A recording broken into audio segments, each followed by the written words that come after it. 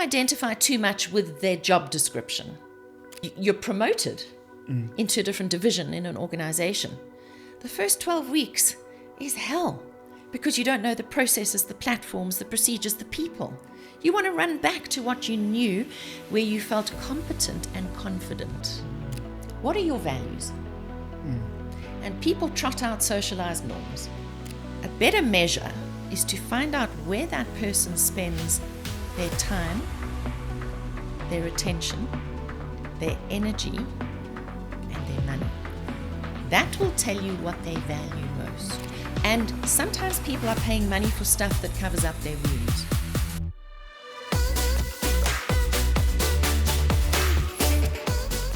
Welcome to another edition of Mindset Profits. This is an exciting one which I've waited, I think about 7 months to do. There's a couple of these because our guest today is a powerhouse, Nikki Bush.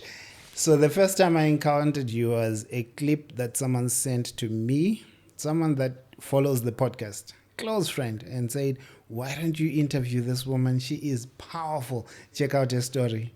So she sent me a clip when you were talking about a time when you lost your husband, and the message just touched. Oh, well, I'm so glad I'm here.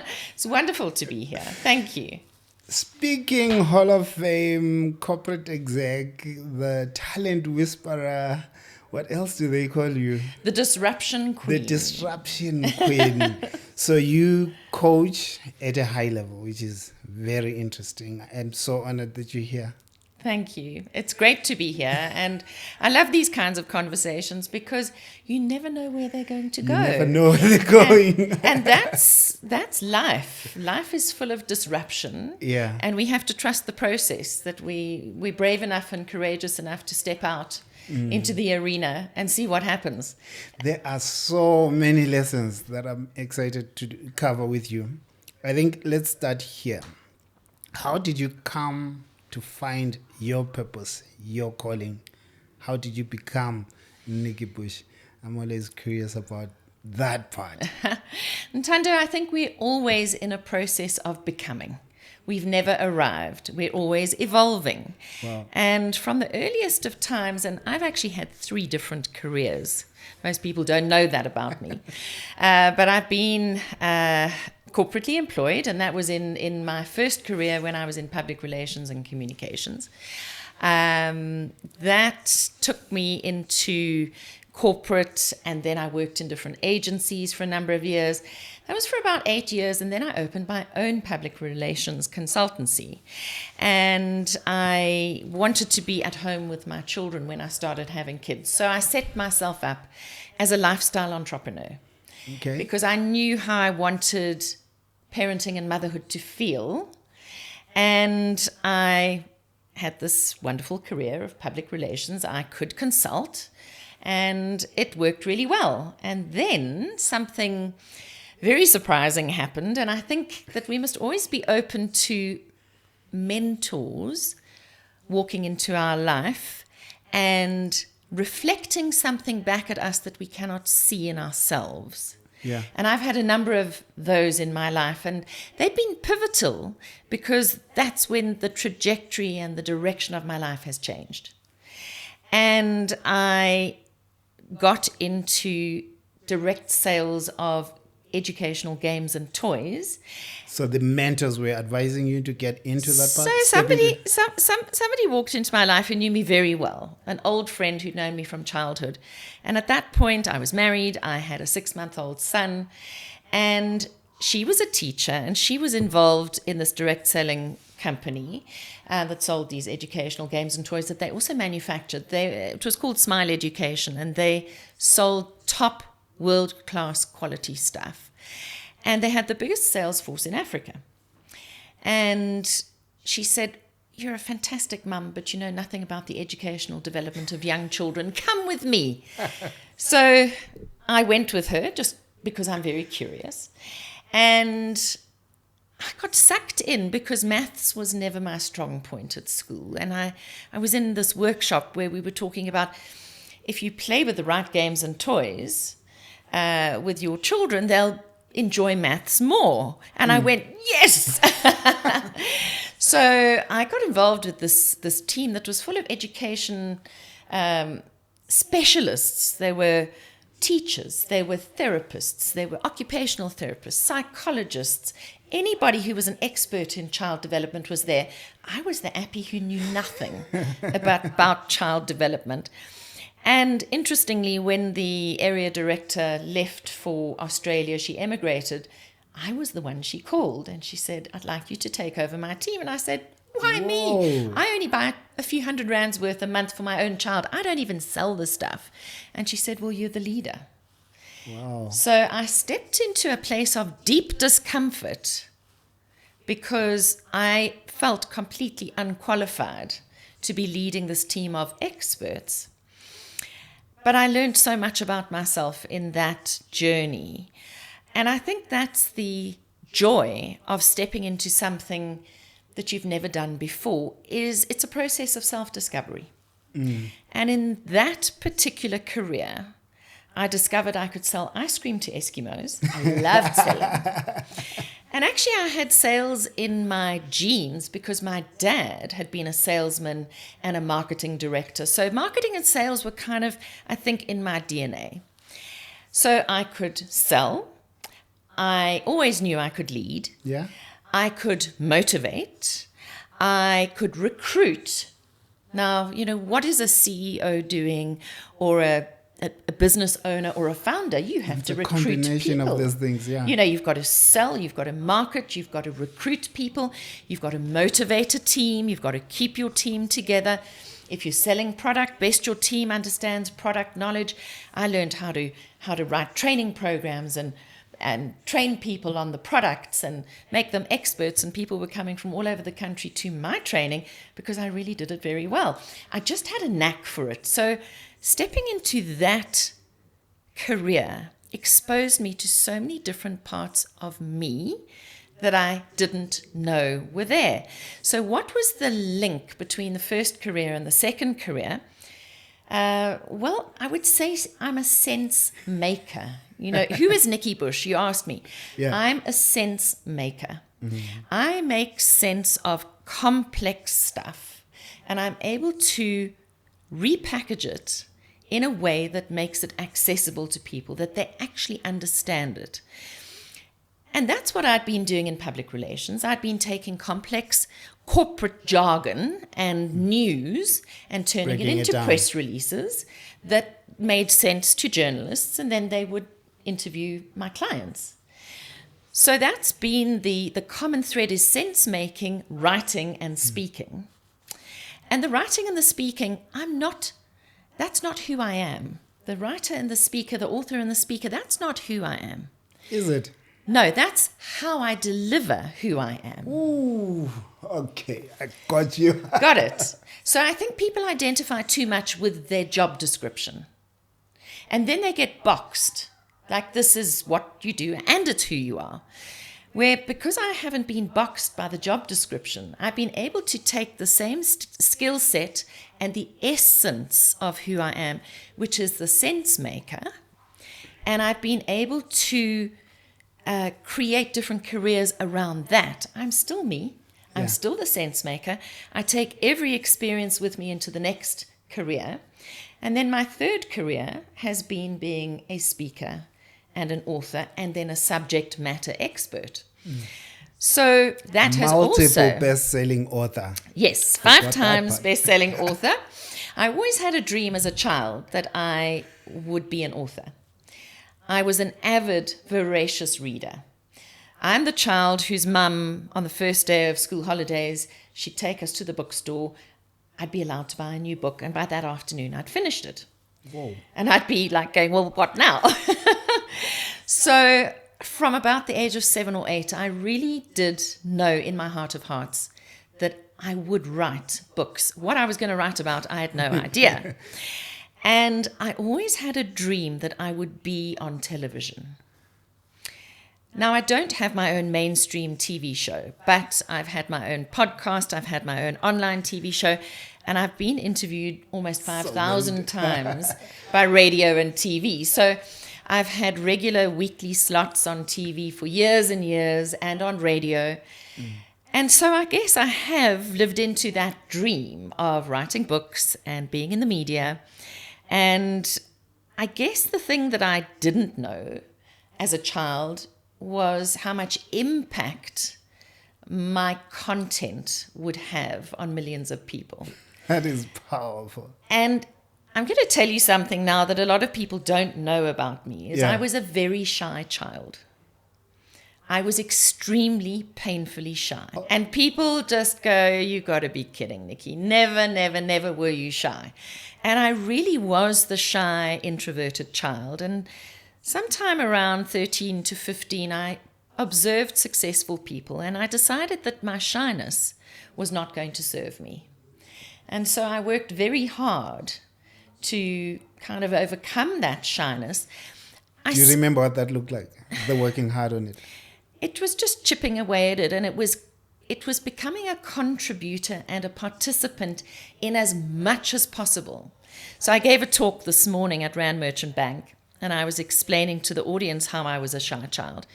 And one of the big lessons I learned, and I guess being a sense maker means I'm also a good observer of human behavior and human nature and the world. And I can connect dots in ways people don't usually connect dots.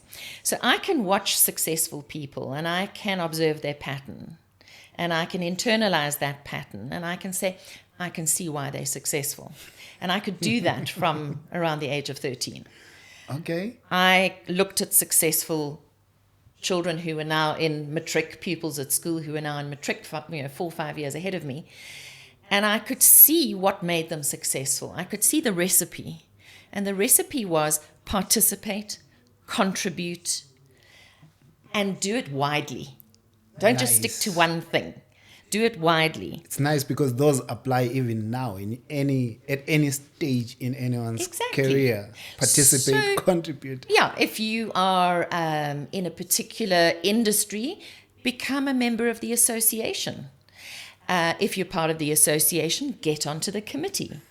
If you have children at school and you want to get to know the other parents at school and you want to have some influence on the school policy, get on the governing body. I live now, for the first time in my life, the last 3 years, I've lived in a complex that is sectional title. Before then, I always lived freehold. Yeah. And sectional title's complex. Living in community. It comes with 15 pages of rules.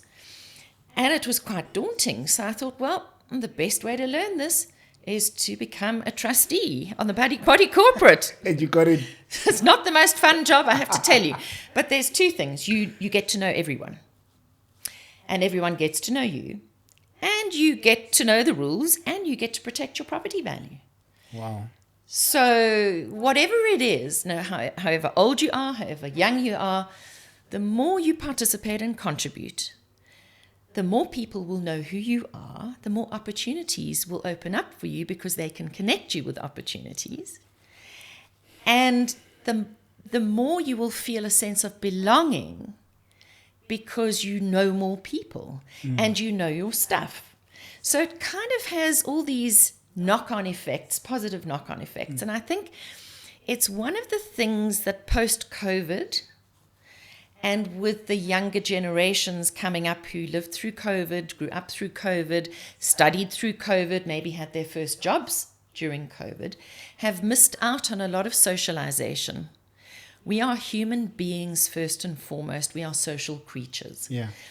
And opportunity definitely comes through people. And we shouldn't forget that. I know we're moving into a very digital era. Yes, the world is changing. The world is changing, but at the moment, it's still people who employ. It's people who will book you for a gig. It's people who will hire you to consult on a job. And firstly, they've got to know who you are and your credentials. And secondly, they've got to trust you. Now, you and I have never met each other. Yeah. But now that we're sitting face to face, doesn't it feel different to you and I? It does. Talking on the phone or talking on WhatsApp. there is something about an in-person conversation which supersedes a virtual Text conversation. and email. There is your brain and my brain and our hearts are connecting right now in a way that they cannot connect at a depth they cannot connect if we were online together. And that's because our system, the human system, is so brilliant. It is computing in nanoseconds. I'm getting information off you in 3D instead of on a flat screen. Yeah. I can tell more about you instinctively here than I can on a screen. And we shouldn't forget that. So I always say it's great to have the convenience of online. But where possible, if we can do face-to-face, let's do it face-to-face, because the trust levels that we're building, it means that you might recommend me to a potential client and I might recommend you, whereas if we'd only been online, well, maybe not, You have articulated, I've always tried to explain why I don't do virtual interviews, but I can see now my explanation was not as strong. But after this...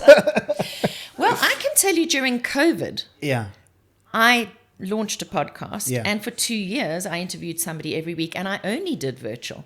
And you know what? If that's all you have, you work it.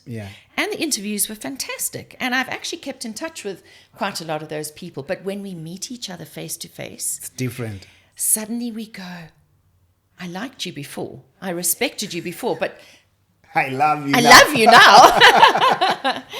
Nikki, if you reflect on your career, your growth, and just the impact that you've had, is there a belief you can think of that you had to let go about work and how things work? I think I had to let go of a belief that I was small. And the sense of smallness goes right back to moving countries when I was 4. I was born in Kenya. We moved here the year I think I turned 5.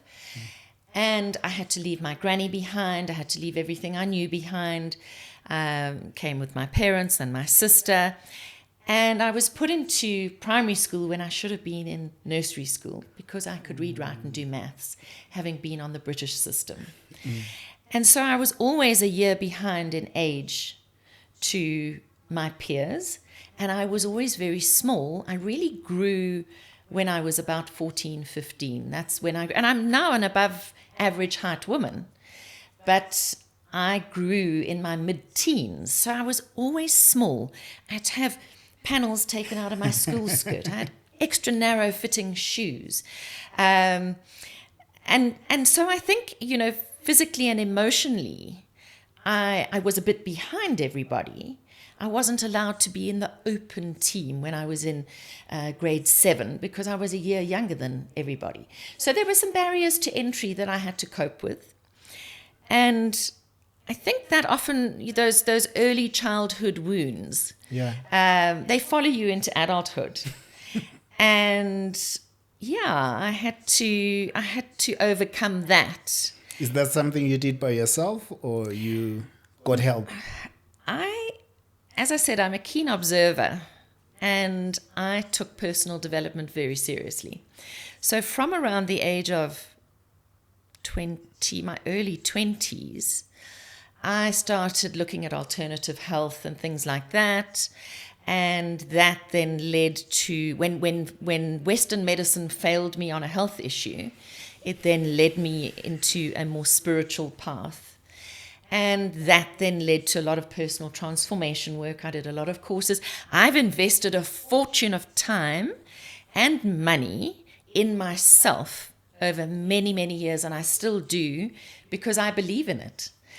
I have a maxim, and that is that fix yourself, fix your child. Fix yourself, fix your partner. Ooh. It starts with me. So if you take this and I say, Ntando, there's something wrong with you. This relationship isn't working. My point of power is not in the finger pointing at you. My point of power is in the 3 fingers pointing back at me, which shows me that you are reflecting something in me that I need to deal with. We may still not carry on together, But it's giving me food for thought. What do I need to look at? What is this reflecting back at me? What are the issues? What am I missing? So I'm very big on self-reflection. And I think if you look at very successful people, they are very good at self-reflection. And when you do self-reflection, you take a long, hard look at yourself and what's working, what's not working, what do I keep doing more of, what should I be doing less of, what should I stop doing altogether, how do I stay relevant? So I guess sometimes people look at me and they say, you seem quite comfortable with change. Yeah. And you seem quite resilient in the face of change. And my answer to that is, I'm a very curious person. And I believe that what fuels me in my life every day, why I get up in the morning, is because I'm curious. I'm curious about what I don't know. I'm curious about how I can take this and change it into that. How I can repackage something, how I can connect the dots differently. That's what excites me. Wow. So yes, I may be known as the disruption queen, the human potential expert, previously the creative parenting expert. All of that is fueled from the same place, from curiosity. It's not that I don't feel fear, but I've learned that fear and all emotions are just information, they're data. They're just saying, hello, maybe you need to be paying better attention or a different kind of attention. And if you don't fear the emotions, you can be curious about what they're here to tell you. And that has served me very well. I love that you went there, because what I want to speak to as I'm talking to the talent whisperer, why do you believe, I know there's a long list, but what you feel is top of that list? Why do so many talented people struggle to achieve their potential? I think that we all grow up through our childhood. We all carry childhood wounds of one form or another. I think that very talented, successful people have mastered how to use the fear from those wounds to get them to where they are today. I think you've done it. I think I've done it. And everybody who lands up in my strategic leadership coaching chair has a childhood wound, a pattern that was set up in childhood. They may even be intergenerational trauma that they're carrying through from a parent or a grandparent. And often what will happen is there's enough self-awareness that you go, I don't want to turn out like X, Y, Z. I want things to be better than they were for my mum or my dad. Or you've witnessed something, some big trauma or little trauma in your life, and you go, that's not happening to me, or I'm going to make sure it's different for me. And so I believe that almost without a doubt, every single talented person that I have ever coached has learned how to constructively channel that fear that came from the wound into making them successful. Then what I'm seeing later in life, somewhere around 40, 45, comes a consciousness, not to everybody, but some people become a little more conscious of the fact that this is exhausting. I can't continue like this forever, even though I'm highly successful. What they haven't articulated, because they haven't yet worked out that it's fear that's the driver of their success. Once they come to me. Yeah, no, we can continue. Okay. So once they come to me and we start uncovering their patterns, the narratives, the scripts that are running their behavior, their success, their failure, their relationships, what's happening in business, it's the same story that is showing up everywhere. And those people who are conscious enough and curious enough to go, I may be being really successful, but there has to be another way. What they're actually saying is, I can't use fear as the fuel any longer. Because that fuel is going to kill me. So that would be number one. If you let fear and trauma drive your success, you get to a point where that is exhausting. It's exhausting. I think you face burnout. And I think you face just repeating the same pattern over and over again. And it seems like, is this all there is? I've been highly successful, but is this all there is? And there's this kind of curiosity that takes hold, and that's when people land up in my coaching chair. My leadership coaching is not normal.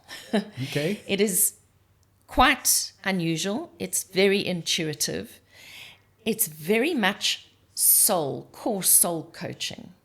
Like, we are bringing out the essence of who you are and everything you've come into this world to gift the world with. We will find it. And it's very different from doing something that's very kind of numbers based and, very that you can measure. Yeah. That you can measure. I think we come into life, Ntando, having this mindset of, I'm looking for a job. I'm looking for a career. I'm looking for a partner. And when you say I'm looking for, it comes with a shopping list. Okay. With criteria. And it's not a bad thing. Mm-hmm. I'm looking for. But the looking for is also highly tainted by socialized norms. Because it's followed by I should be looking for. Ooh. Okay. And it should look like this, and then everyone will kind of approve. And so I think a lot of us, most of us, probably play that game for the first half of our lives. Okay. So unconsciously. Your environment could be the bottleneck. Your environment could be the bottleneck. Absolutely. Because you are living into the expectation of society. Like, if you say to somebody, and this is a common conversation, what are your values? And people trot out socialized norms. Oh, I value success, I value integrity, I value honesty. You hear, it's just in a different order depending on which person you're talking to. And I go, a better measure is to find out where that person spends their time, their attention, their energy, and their money. That will tell you what they value most. Wow. And I find that's quite accurate, actually. The other stuff you can layer on top like icing. But you really can tell what people value. And sometimes people are paying money for stuff that covers up their wounds. And paying money for stuff that keeps them relevant to a particular community. Exactly. So they fit in. Whether it's the branded clothing, or whether it's the car, or whether it's the false eyelashes, or whether it's the Prada handbag, or whatever it is. And those things can be a real sign of having made it and success. But I say, okay, so you've got the Prada handbag and you've got the Ferrari. How much money are you putting away into investments and assets that will grow over time, so that one day you can retire? And then the other thing is putting your children into top private schools. That is something, an Achilles heel for a lot of people. I must be seen to have my child at the right school. Yeah. But what you have to ask yourself before you put your child in that position is, can I afford this for 18 years? Actually, no, add on a few years at university maybe. Can I afford this lifestyle for 25 years? That's a very valid question. Or can I only afford it for 1 year? And then I've got myself in a bind. Which is what many do. Many, many people do. So at the end of the day, what we're talking about is being able to live in integrity with yourself and being at peace with your choices. Love it. There's something you said earlier. You said you picked up that you learned how to play small. But in part, as you were growing up, you learned how to play small. What would you say that is also something that can limit talented people? So that I have been think, trained. yeah, I think talented people are sometimes waiting for somebody else's affirmation and validation. They're waiting for somebody else to say, you can do this. I was with a group this morning and we were talking about worthiness and permission. Whose permission are you waiting for when the only permission you need is actually your own? And when you're waiting for other people's permission, look, obviously you have to get funding for things and you've got to get buy-in.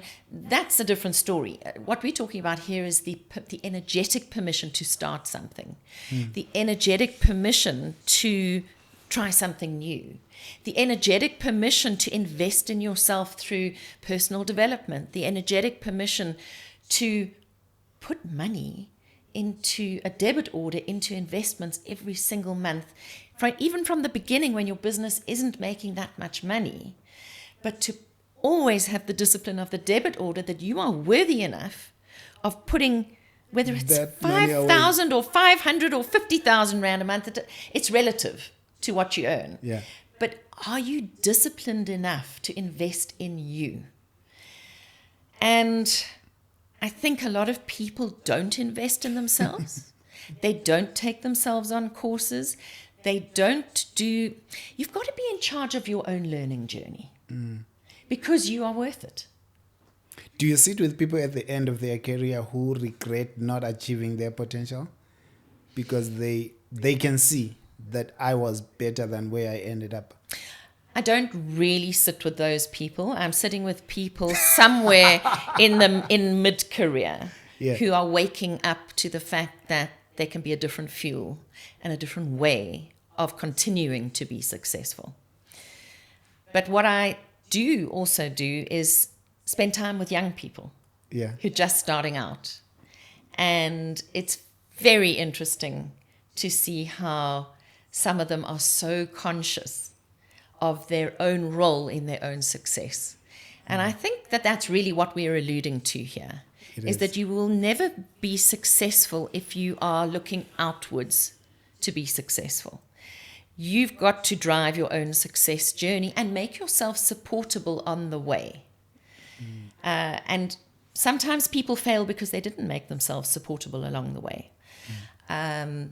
Sometimes not reaching out for help. So I'll give you a personal story. Yeah. In that middle career between being in public relations and being the speaker and the author, when I was in direct selling, running teams, sales teams, etc., when I started in that particular area, I was not qualified. I was the one person who didn't have the child development degree. And I remember going to the leadership training and being so excited about this new career was going to help me do legacy work, because everything that I did was going to have a spin-off to the next generation, because I was dealing with parents who were raising the next generation. Wow, this is legacy work. I hadn't had a career before doing legacy work that could have a long tail like this. So I remember getting into my car after this day of leadership training, feeling unbelievably excited, yet completely overwhelmed by what was ahead, because I needed to learn all the procedures and practices and platforms and things to run this team, and all the sales and, you know, the purchasing and the selling and the stock and all that stuff. I had to learn how to run training programs. I had to learn to write training programs. I had monthly and weekly meetings. I had to learn how to recruit. And there was a lot I had to learn. And I sat in my car afterwards and I put my head in my hands and I burst into tears. And I burst into tears because this was too big.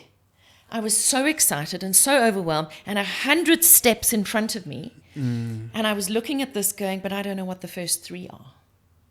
Which are the most important first 3 steps? To start. And I think it's in the starting, especially as entrepreneurs, that the danger lies, is, are we going to get out of the starting blocks?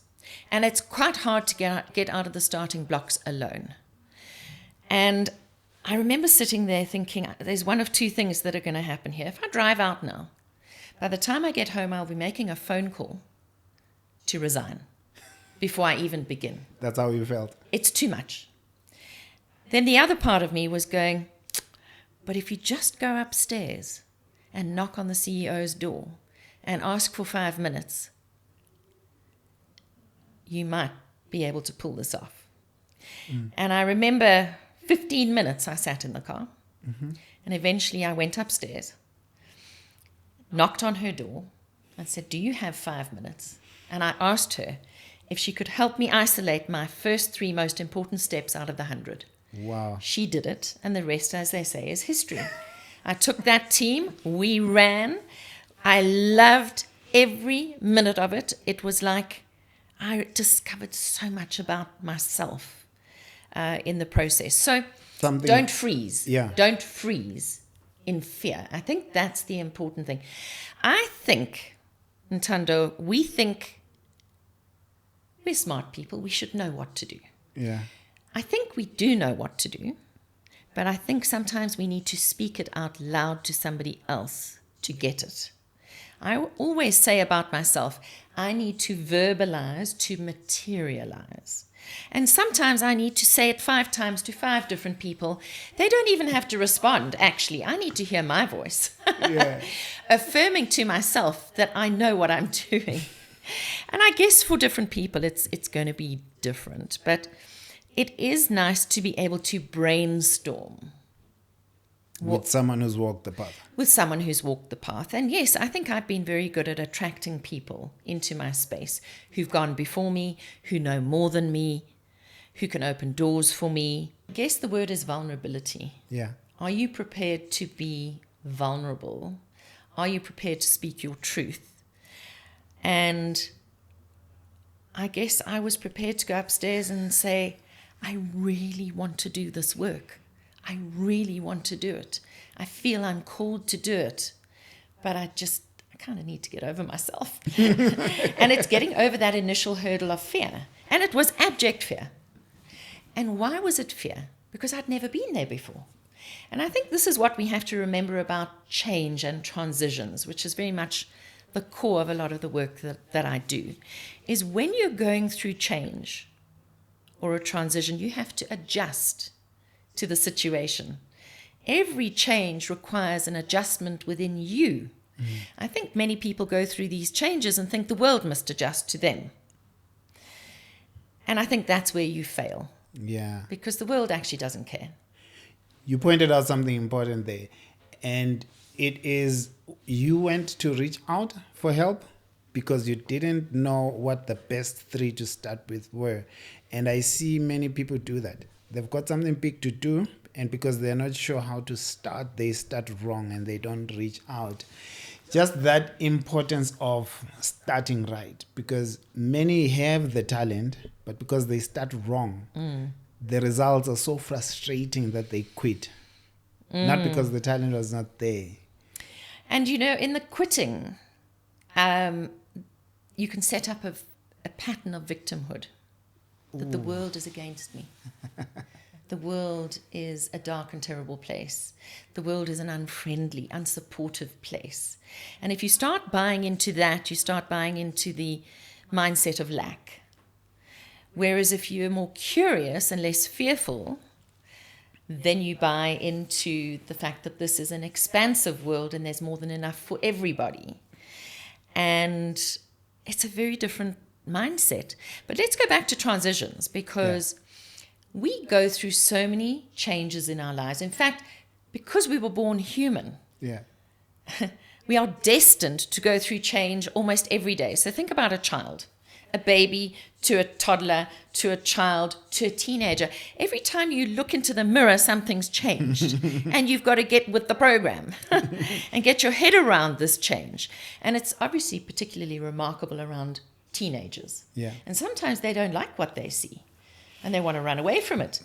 And then you get out of school and then there's more transitions. So think about you go and study, you might live away from home for the first time. Then you finish studying and you get a job. And maybe the job is in town where your parents live, or maybe it's out of town. Now maybe you get your first car. All of these things are transitions. as we mature, as we age, things change all the time. We have to adapt now. Now I can drive, or now I'm flying long distance because my clients are in different parts of the country.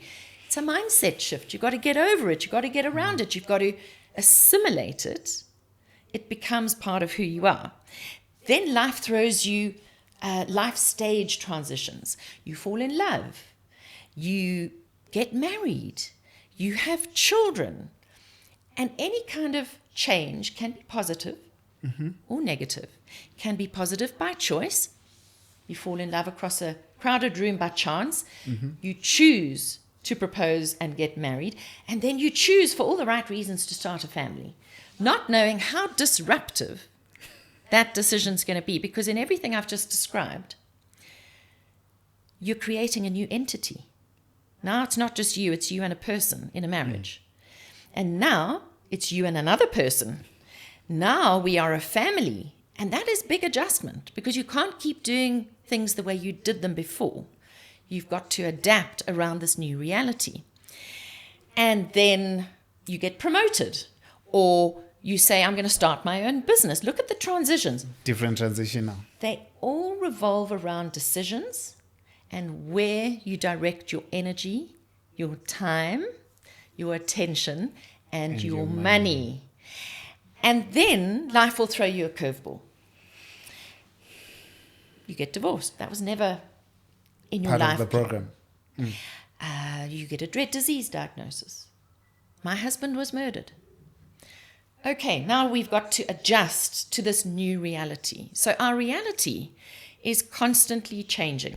How we stay sane in all of this is that we have routine. That we know that, for you and for me, our routine will be different. Because maybe you get up in the morning and you put running shoes on and you run. I don't run. I go to the gym 3 times a week. And maybe, you meditate and you've got a whole morning practice. Some people do that in the evening. You might have young children. I'm beyond that now. So I can have a different routine to you. Yeah. Whereas before, I used to be up at 5 a.m. before my kids, and I used to be asleep way later than my kids, because I was bookending the day with what I had to get done in between what I had to do with them. So as we move through age and stage and life stages, how we direct our time, attention, our energy and our money will change. And we need to have that flexibility in us to be able to adapt to that kind of change. I mean, we are dealing with change at an unprecedented rate. True. Can you describe or define how maturity comes into that equation? Because I see situations where there's a transition, it calls for a different kind of maturity, but the person doesn't arrive there. Okay, so let's go through the 7 stages of adjustment. And this is it in my book, which is called Future Proof Yourself, How to Win at Work and Life. Whether you're going through a change by choice, a change by chance, or a change by crisis or calamity, you will go through the same 7 stages. The first one is shock.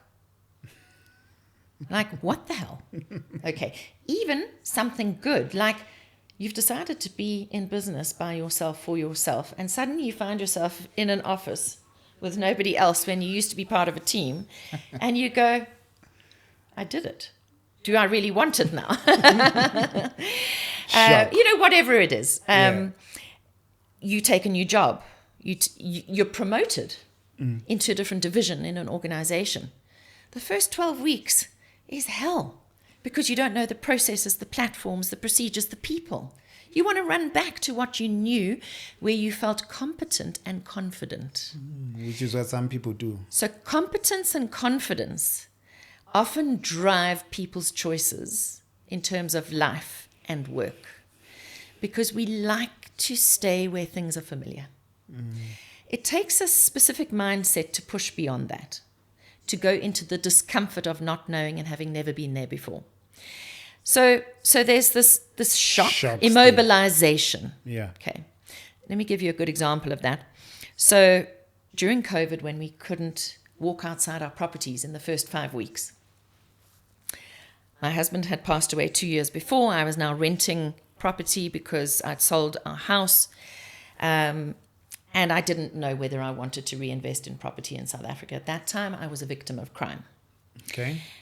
And I'm renting a much smaller property, and I am triggered by COVID. My trauma with my husband's loss is triggered because this is trauma. And I'm going, what do I tell my clients to do when they're stuck? Move. Get up and move. So I get into my little backyard in the rented property, 20 paces this way, 20 paces that way, and I'm walking up and down and I'm going, if Nelson Mandela could get out of 27 years of incarceration and come back and do what he did, I can make a plan. So our brain is pretty brilliant. When you are going through this phase, it starts coming up with comparisons between what you're going through and what others have been through. Mm-hmm. And it says to you, well, this isn't as bad as that. You can do this. So you can play that trick in your mind. You can play the game. Exactly. What would be stage 2 if 1 is shock? Then you start minimizing the threat by making the comparison. So stage 2 is minimizing the threat of the change by comparing it to something else. And your brain will find something else. If it's not in your own life, it'll find something in someone else's life and say, this is not as bad as that. Okay. Then the third one is depression. So you will fall into a hole where you feel unconfident and incompetent because you have never been here before in this position. And men and women go through this feeling of being out of control. And so you get a bit down. It's a withdrawal cycle. It doesn't have to be a deep, dark depression, but it could be. And we have to deal with it. And we have to pull ourselves out. Now, many people get stuck there and never come out. They can't handle that emotion. And what it maybe is triggering them back to from an old story. So now they've got a whole lot of connected big traumas and little traumas. Ooh. Okay. And the people who can pull themselves out of stage 3 can then move forward and test. No, they accept first this new reality. Mm-hmm. This is my new reality. I am now an entrepreneur. I have chosen this path. This means X, Y, and Z. Now I have to start testing my new reality. It's the same. Now I've chosen to be married. Now I need to start testing my new reality, which means I can't be out with the boys 5 nights a week, for example. Yeah. You might decide you're going to do the Ironman. You've committed, you've paid the money. Now you need to accept you paid the money, you're in it for the year, and now you must test your new reality and do the training and get up to speed. We can apply this framework to anything. And from testing the new reality, what happens is now, because it's test phase, if it doesn't work, now we try a different way. This is what entrepreneurs do. Trial and error. Test the market. Try a new way. And so we do that in our own emotional life as well. We're testing our new reality. And when we find something that works, we do more of it. If we find something that doesn't work, we do less of it or we do none of it.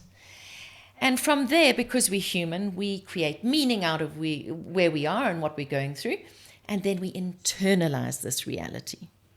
And so those are the 7 stages that you can apply to absolutely everything, whether you're an adult, a child, whether you're in your last 20 years of life or your first 20 years of life. The same thing applies. But in your early years, you're not aware of going through the stages. And if I give you the stages now, you would be able to apply them to absolutely anything you've been through.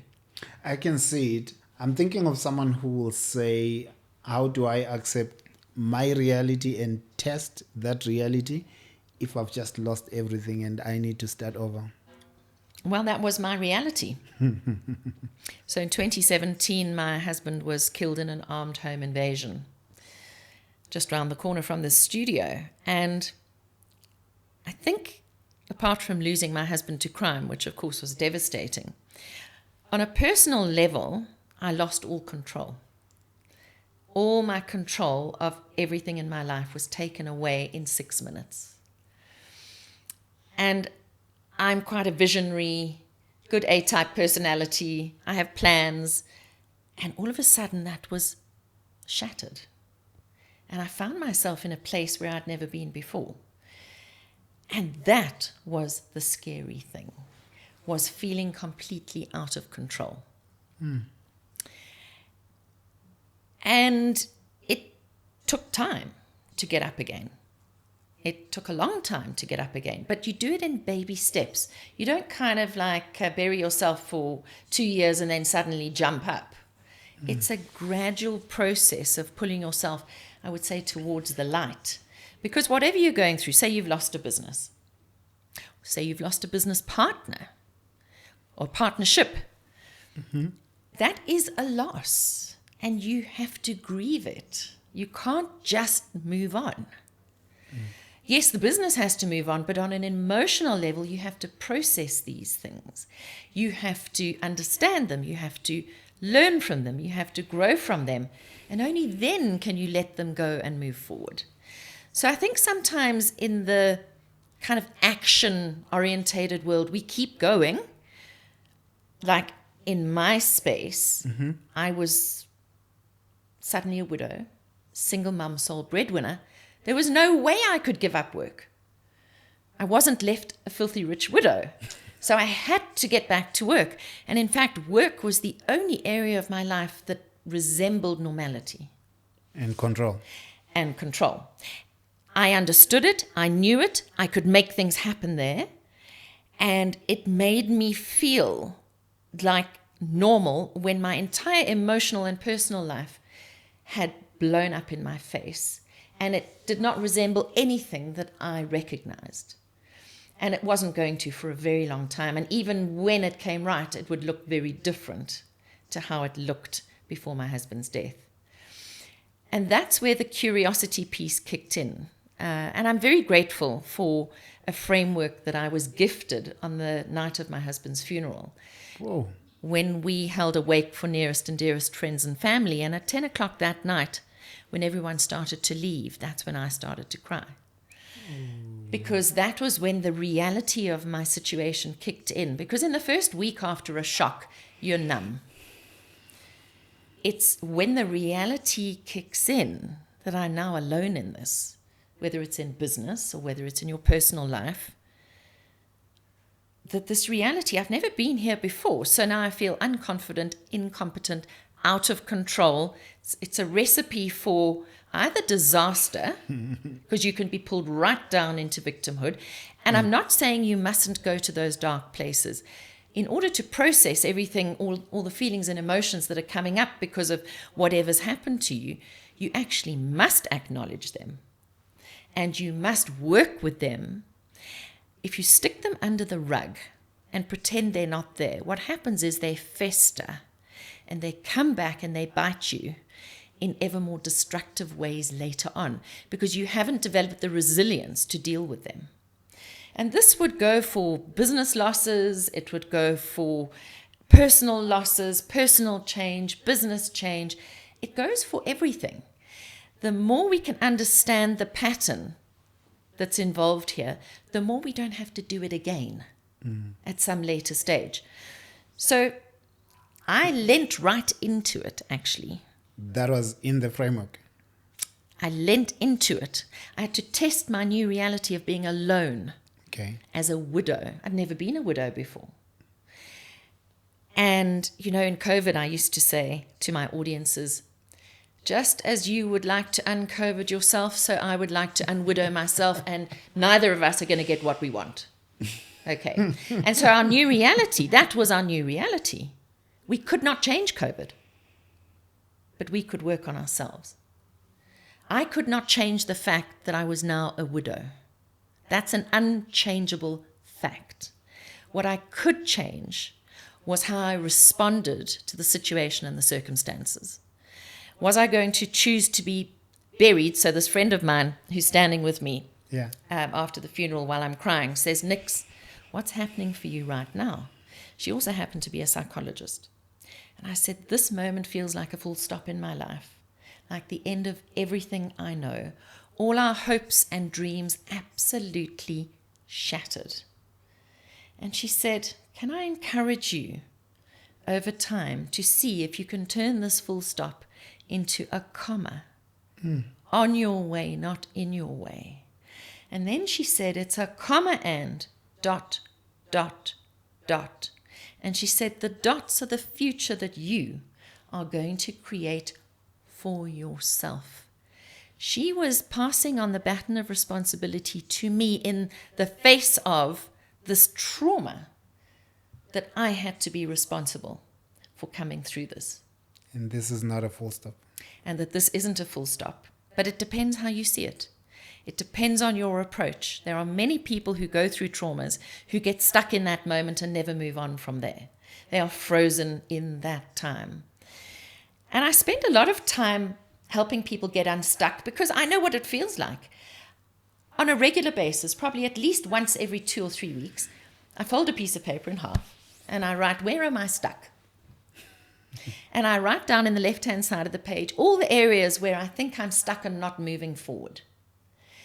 And I believe most of the time we're stuck, we're holding ourselves to ransom. It's nobody else is holding us to ransom.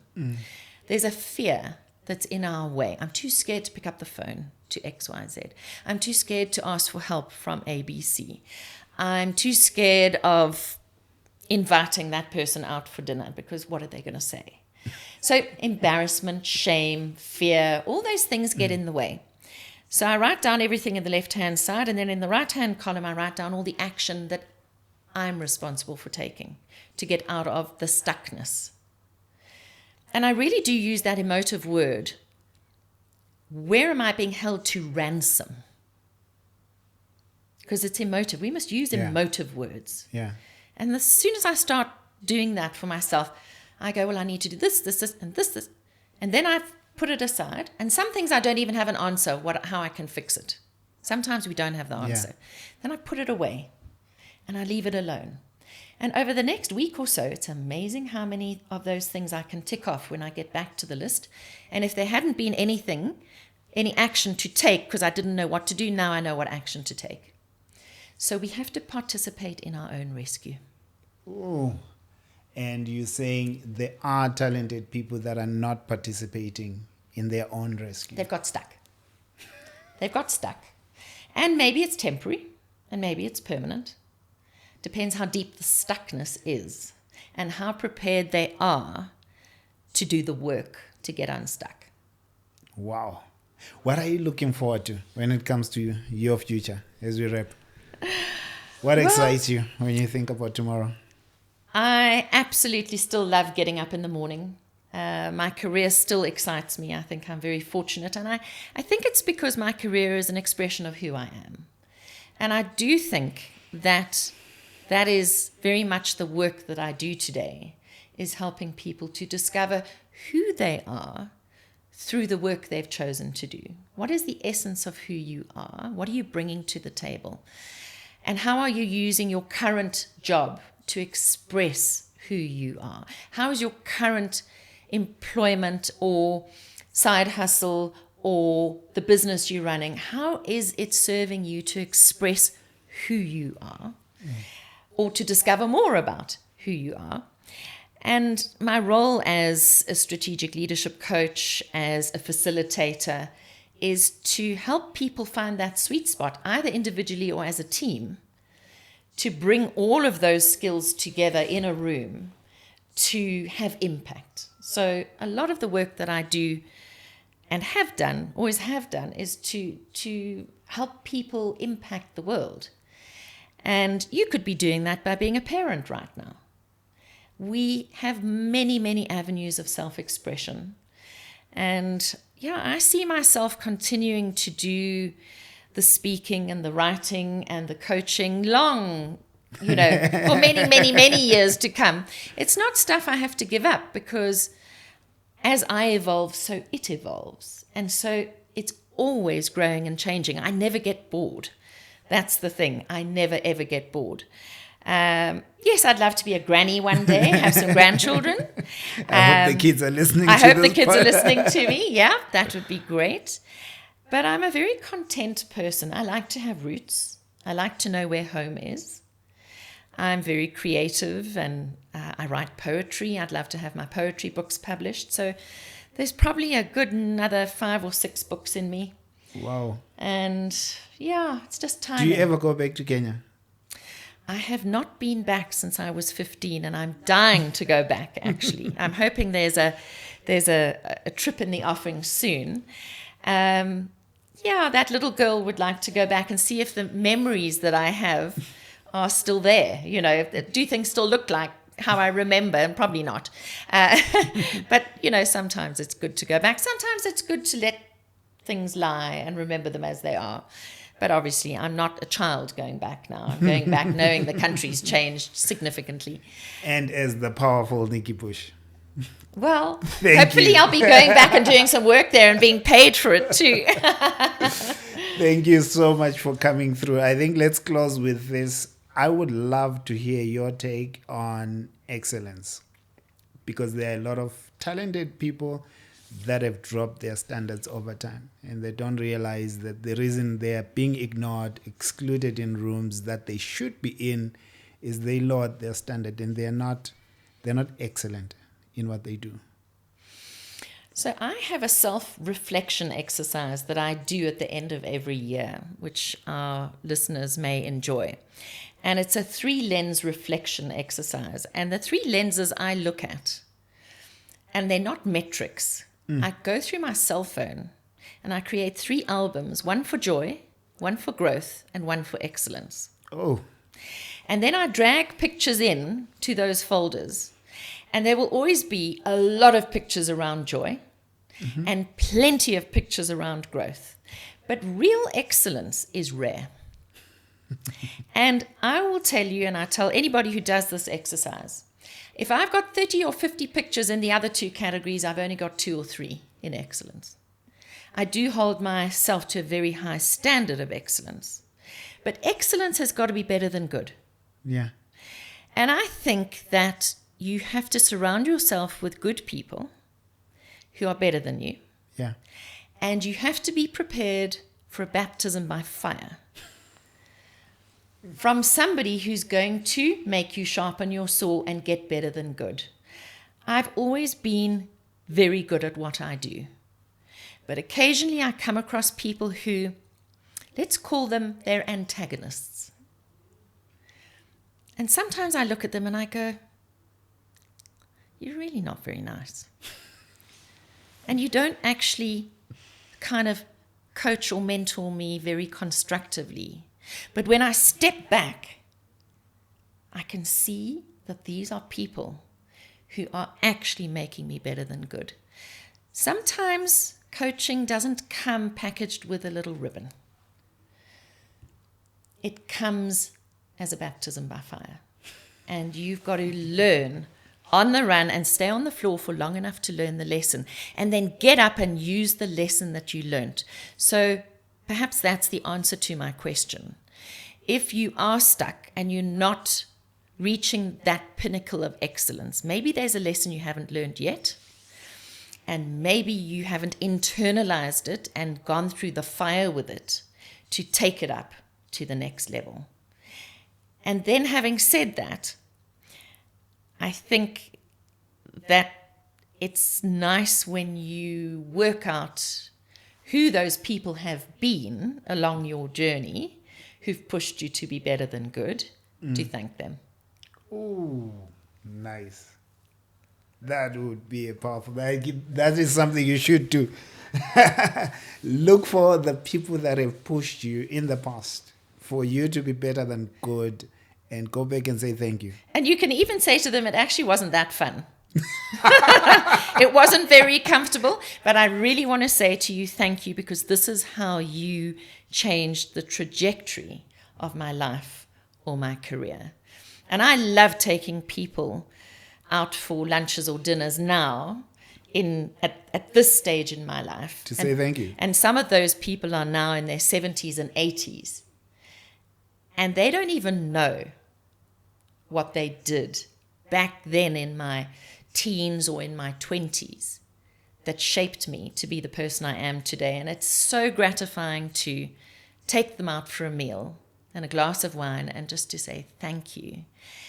And they are so surprised. What has that done for you? You know, so surprised at the depth of the meaning that I ascribed to what they did. Because most of the time, they were just being decent human beings. And they were just mentoring me along the way. I've never had an official mentoring relationship with anybody, and yet I count myself so richly blessed to have had so many mentors in my life. And I think people get stuck in this official mentor-mentee relationship. I think we need to show up for each other and mentor each other every day on the way. Yeah. And let's face it, your life experience and my life experience are very different. So I can see things in you you can't see in yourself, and vice versa. Just like my parents' friends could see things in me my parents couldn't see in me because of limited life experience. You do the best you can with what you know. So at the end of the day, if you want to be excellent, make the circle bigger. Thank you so much. Let me know what you think. This has been a powerful masterclass. I think I did warn you that power is in the room. Power has arrived. Thank you so much, Nikki. Thank you so much. I look forward to seeing what you're going to do with your podcast as well. Thank you. You've given me the kick up the bum. Yes, let's do it. Let's do it. I will put a link to your website. Is that the only place they find your books? NikkiBush.com. Otherwise, you'll find my books in good bookstores. And I have a lot of free resources on NikkiBush.com as well that pertain to the conversation we've been having right now. There's free resources. I'll put the website in the description of this video, so check it out. And thank you. Thank you for joining us till this time. See you in the next episode.